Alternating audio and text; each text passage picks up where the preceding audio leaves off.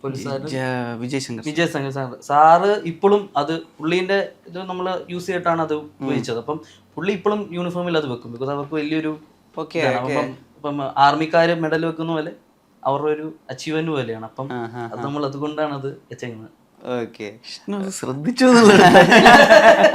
എന്നത് എപ്പോഴും ബോധമുണ്ട് എന്തായിരിക്കും. വേറെ കാര്യോട് ചോദിച്ചോട്ടെ, നമുക്ക് മേജർ ഡീറ്റെയിൽസിലേക്കൊക്കെ വരാം. ശരിക്കും അങ്ങനെ ഒരാളെ ഒരു ഡെസ്റ്റിനേഷൻ ഇല്ലാണ്ട് ട്രാൻസ്ഫർ വിത്തൗട്ട് പോസ്റ്റിംഗ് അങ്ങനെ സാധ്യമാണോ?